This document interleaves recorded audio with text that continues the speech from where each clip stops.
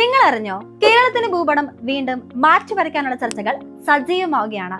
വർഷങ്ങളായി നമ്മൾ മലയാളികൾക്ക് കാണാപ്പാടമുള്ള ഒരു കാര്യമുണ്ട്. തിരുവനന്തപുരം മുതൽ കാസർഗോഡ് വരെയുള്ള നമ്മുടെ 14 ജില്ലകൾ.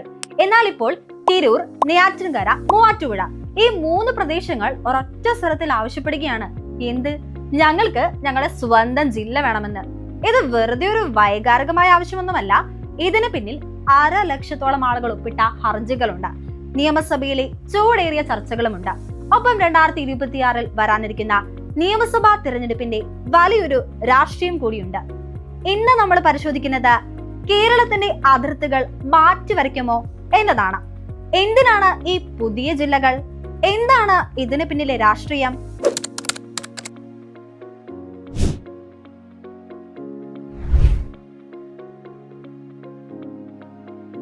മറ്റു സംസ്ഥാനങ്ങൾ പുതിയ ജില്ലകൾ ഉണ്ടാക്കുമ്പോൾ കേരളം മാത്രം എന്തുകൊണ്ട് 40 വർഷമായി മൗനം പാലിക്കുന്നു? പുതിയ ജില്ലകളുടെ കഥ പറയുന്നതിന് മുമ്പ് നമുക്ക് അല്പം ചരിത്രം അറിയാം. 1956 നവംബർ 1 ഐക്യ കേരളം രൂപം കൊള്ളുന്ന സമയം. അന്ന് ഇന്നത്തെ പോലെ 14 ജില്ലകളൊന്നുമില്ല, വെറും 5 ജില്ലകൾ മാത്രം. തിരുവനന്തപുരം, കൊല്ലം, കോട്ടയം, തൃശൂർ, പിന്നെ വിശാലമായ നമ്മുടെ മലബാറും. മലബാർ എന്ന ഭീമൻ ജില്ല ഭരിക്കാൻ ഒരു കളക്ടർക്ക് കഴിയില്ല എന്ന് മനസ്സിലാക്കി 1957 ജനുവരി 1 അതിനെ കണ്ണൂർ, കോഴിക്കോട്, പാലക്കാട് എന്നിങ്ങനെ 3 ആക്കി. പിന്നീട് ആലപ്പുഴ വന്നു, എറണാകുളം വന്നു. അങ്ങനെ ജില്ലകളുടെ എണ്ണം കൂടി. 1984 മെയ് 24 കാസർഗോഡ് ജില്ല കൂടി പ്രഖ്യാപിക്കപ്പെട്ടതോടെ കേരളത്തിൽ 14 ജില്ലകളായി. അവിടെ വെച്ചാകട്ടെ നമ്മുടെ ഭൂപടം അങ്ങ് നിന്നുപോയി. കഴിഞ്ഞ 40 വർഷമായി കേരളത്തിൽ പുതിയൊരു ജില്ല ഉണ്ടായിട്ടില്ല. പക്ഷേ ഇന്ത്യയുടെ മറ്റു ഭാഗങ്ങളിലേക്ക് നമുക്ക് നോക്കിയാൽ കഴിഞ്ഞ 15 വർഷത്തിനുള്ളിൽ രാജ്യത്തുണ്ടായത് 70-ലധികം പുതിയ ജില്ലകളാണ്. തെലങ്കാന സംസ്ഥാനം രൂപീകരിക്കുമ്പോൾ 10 ജില്ലകൾ ഉണ്ടായിരുന്നു. ഇന്നാകട്ടെ 33 ജില്ലകൾ തെലങ്കാനയ്ക്കുണ്ട്. അടുത്തതായി ആന്ധ്രാപ്രദേശ് 13 ജില്ലകളെ വിഭജിച്ച് 26 ജില്ലകളാക്കി. ഇനി രാജസ്ഥാൻ 2023 മാത്രം രൂപീകരിച്ചത് 19 പുതിയ ജില്ലകളാണ്. ഇനി നമുക്ക് നമ്മുടെ തൊട്ട് അയൽ സംസ്ഥാനമായ തമിഴ്നാട് നോക്കാം. കഴിഞ്ഞ ഒരു ദശാബ്ദത്തിൽ 10-ലധികം പുതിയ ജില്ലകൾ വന്നു. ജനസംഖ്യ കൂടുമ്പോൾ ഭരണ സൗകര്യത്തിനായി ജില്ലകൾ വിഭജിക്കുക എന്നത് ഇന്ത്യയിൽ എമ്പാടും നടക്കുന്ന ഒരു സ്വാഭാവിക പ്രക്രിയയാണ്. എന്നിട്ടും ജനസാന്ദ്രത ഇത്ര ഏറെയുള്ള കേരളം എന്തുകൊണ്ട് 14 തന്നെ നിൽക്കുന്നു? ഇതിനുത്തരം കിട്ടണമെങ്കിൽ നമുക്ക് 1969 പോകാം. കേരള ചരിത്രത്തിലെ ഏറ്റവും വലിയ രാഷ്ട്രീയ കോളിളക്കമുണ്ടാക്കിയ ഒരു ജില്ലയുടെ പിറവിയിലേക്ക്. മലപ്പുറം 1969 EMS നമ്പൂതിരിപ്പാടിന്റെ നേതൃത്വത്തിലുള്ള സപ്തകക്ഷി മുന്നണി സർക്കാരാണ് കേരളം ഭരിക്കുന്നത്. മുസ്ലിം ലീഗ് ആ മുന്നണിയിലെ ശക്തമായ ഒരു ഘടകകക്ഷിയായിരുന്നു. അന്ന് കോഴിക്കോട് ജില്ലയുടെ ഭാഗമായിരുന്ന ഏറനാട്, തിരൂർ താലൂക്കുകളും പാലക്കാടിന്റെ ഭാഗമായിരുന്ന പൊന്നാനി, പെരിന്തൽമണ്ണ താലൂക്കുകളും ഭരണ കേന്ദ്രങ്ങളിൽ നിന്ന് വളരെ അകലെയായിരുന്നു. ഒരു സർക്കാർ കാര്യത്തിന് അവിടുത്തുകാർക്ക് കിലോമീറ്ററുകൾ താണ്ടി കോഴിക്കോടോ പാലക്കാടോ പോകണം. ഈ ഭരണപരമായ ബുദ്ധിമുട്ട് ചൂണ്ടിക്കാണിച്ച് പുതിയൊരു ജില്ല വേണമെന്ന് ലീഗ് ആവശ്യപ്പെട്ടു. സർക്കാർ AN കാളീശ്വരൻ എന്ന ഉദ്യോഗസ്ഥനെ ഇതിനായി നിയോഗിച്ചു. 1969 ജൂൺ 16 കേരളത്തിന്റെ 10ാമത്തെ ജില്ലയായി മലപ്പുറം പ്രഖ്യാപിക്കപ്പെട്ടു. പക്ഷേ അത് വലിയൊരു രാഷ്ട്രീയ യുദ്ധത്തിനാണ് തുടക്കമിട്ടത്. അന്ന് പ്രതിപക്ഷത്തായിരുന്ന കോൺഗ്രസും ജനസംഘവും വലിയ ആരോപണങ്ങൾ ഉന്നയിച്ചു. ദ്വിരാഷ്ട്രവാദത്തിന്റെ ജാരസന്തതി എന്നാണ് അവർ അതിനെ വിശേഷിപ്പിച്ചത്. EMS സർക്കാരിനെ താങ്ങി നിർത്താൻ ലീഗിന് നൽകിയ രാഷ്ട്രീയ സമ്മാനമാണ് ഈ ജില്ലയെന്ന് അവർ ആരോപിച്ചു.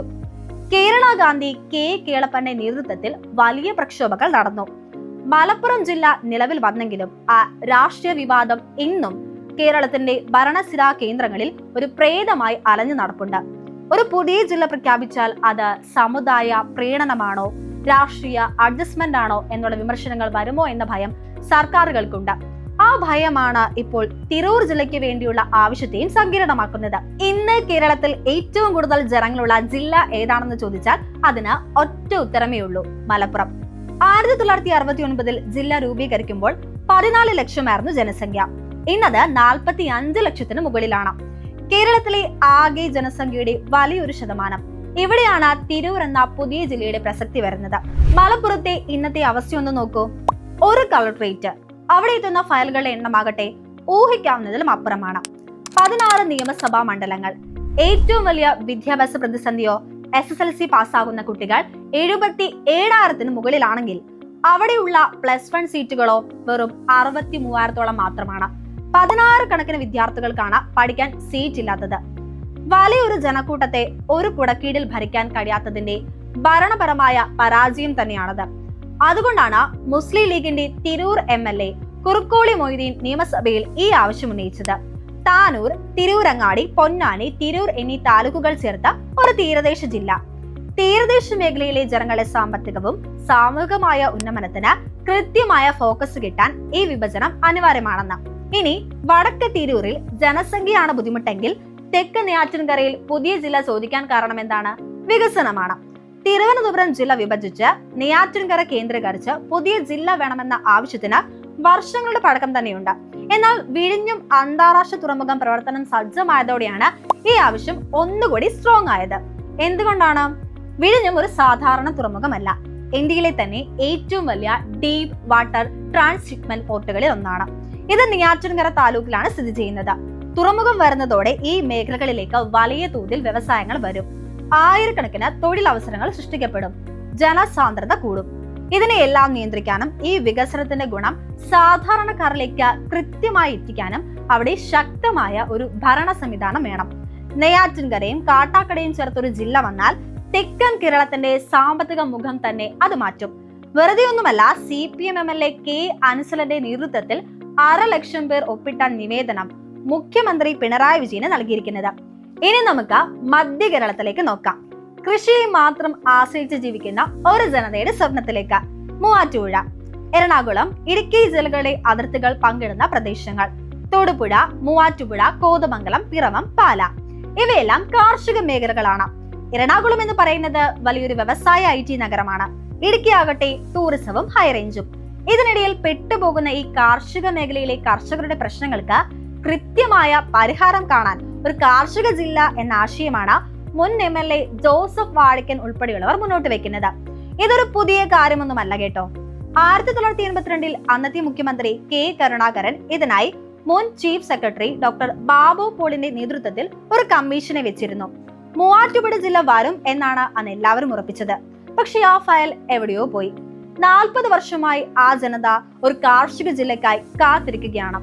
ഇത്രയൊക്കെ ആവശ്യങ്ങൾ ഉണ്ടായിട്ടും സർക്കാർ എന്തുകൊണ്ടാണ് പുതിയ ജില്ലകൾ പ്രഖ്യാപിക്കാത്തത് എന്ന് നിങ്ങളിപ്പോ ചിന്തിക്കുന്നില്ലേ? സംസ്ഥാന സർക്കാരിന് കേന്ദ്രത്തിന്റെ അനുമതിയോ പാർലമെന്റിന്റെ ബില്ലോ എന്തെങ്കിലും ആവശ്യമുണ്ടോ? ഗസറ്റ് വിജ്ഞാപനം മാത്രം മതി. എന്നിട്ടും എന്തുകൊണ്ടാണ് ഇത് നീക്കാത്തത് എന്ന് നമുക്കൊന്ന് നോക്കാം. ആദ്യത്തേത് പണം. ഒരു പുതിയ ജില്ല എന്നാൽ പുതിയൊരു കളക്ടറേറ്റ്, പുതിയൊരു ജില്ലാ കോടതി, പുതിയ ജില്ലാ പോലീസ് മേധാവിയുടെ ഓഫീസ്, ആശുപത്രികൾ, മറ്റ് ഡസൻ കണക്കിന് സർക്കാർ ഓഫീസുകൾ. കേരളം ഇന്ന് കടന്നു പോകുന്ന കടുത്ത സാമ്പത്തിക പ്രതിസന്ധിയിൽ കോടിക്കണക്കിന് രൂപ ഇതിനായി കണ്ടെത്തുക എന്നത് സർക്കാരിന് വലിയൊരു വെല്ലുവിളിയാണ്. രണ്ടാമതായി അതിർത്തി തർക്കങ്ങൾ. പുതിയ ജില്ല രൂപീകരിക്കുമ്പോൾ ഏത് പഞ്ചായത്ത് എവിടെ നിൽക്കണം എന്നതിനെ ചൊല്ലി വലിയ രാഷ്ട്രീയ തർക്കങ്ങൾ ഉണ്ടാകും. മൂന്നാമത്തേത് ജീവനക്കാരുടെ പുനർവിന്യാസം. പുതിയ തസ്തികകൾ സൃഷ്ടിക്കാനും ജീവനക്കാരെ മാറ്റാനുമുള്ള പ്രായോഗിക ബുദ്ധിമുട്ടുകൾ. ചുരുക്കത്തിൽ ജനങ്ങൾക്ക് ജില്ല വേണം, പക്ഷെ സർക്കാരിന് അത് ഉണ്ടാക്കി കൊടുക്കാനുള്ള പണമില്ല. ഒപ്പം പുതിയൊരു രാഷ്ട്രീയ വിവാദം ഉണ്ടാക്കാനുള്ള താല്പര്യവുമില്ല. നമ്മൾ വീണ്ടും വീഡിയോയുടെ തുടക്കത്തിലെ ചോദ്യത്തിലേക്ക് വരികയാണ്. കേരള ഭൂപടം മാറുമോ? കാസർഗോഡ് ജില്ല രൂപീകരിച്ച 4 പതിറ്റാണ്ട് പിന്നിടുമ്പോൾ വികസനത്തിനും ജനസംഖ്യ ആനുപാതികമായ ഭരണത്തിനും പുതിയ ജില്ലകൾ അനിവാര്യമാണ് എന്ന് വാദിക്കുന്നവരുണ്ട്. മറുവശത്താകട്ടെ ഡിജിറ്റൽ യുഗത്തിൽ ഓഫീസുകൾ വീട്ടിലേക്ക് എത്തുമ്പോൾ പുതിയ ജില്ലകൾക്ക് വേണ്ടി കോടികൾ കളയണോ എന്ന് ചോദിക്കുന്നവരുമുണ്ട്. 2026 നിയമസഭാ തെരഞ്ഞെടുപ്പ് വരികയാണ്. വോട്ട് വെട്ടി നിറയ്ക്കാൻ മുന്നണി ഭേദമന്യേ പുതിയ ജില്ലകൾ ഒരു തുറപ്പുചീട്ടായി സർക്കാരോ പ്രതിപക്ഷമോ എടുത്തേക്കാം. തിരൂരും നെയ്യാറ്റിൻകരയും മൂവാറ്റുപുഴയും കേരളത്തിന്റെ 15, 16, 17 ജില്ലകളായി മാറുന്നത് ഒരുപക്ഷെ നമ്മൾ കണ്ടേക്കുമോ? നിങ്ങൾ എന്താണ് ചിന്തിക്കുന്നത്? ഈ 3 ജില്ലകൾ ഇപ്പോ കേരളത്തിന് ആവശ്യമുണ്ടോ? അതോ നിലവിലെ സംവിധാനം തന്നെ മതിയോ? നിങ്ങളുടെ അഭിപ്രായങ്ങൾ താഴെ കമന്റ് ചെയ്യുക. ഈ വീഡിയോ നിങ്ങൾക്ക് വിജ്ഞാനപ്രദമായി തോന്നിയെങ്കിൽ ഷെയർ ചെയ്യാനും ചാനൽ സബ്സ്ക്രൈബ് ചെയ്യാനും മറക്കരുത്. അപ്പോൾ മറ്റൊരു വിഷയമായി വീണ്ടും കാണുന്നത് വരെ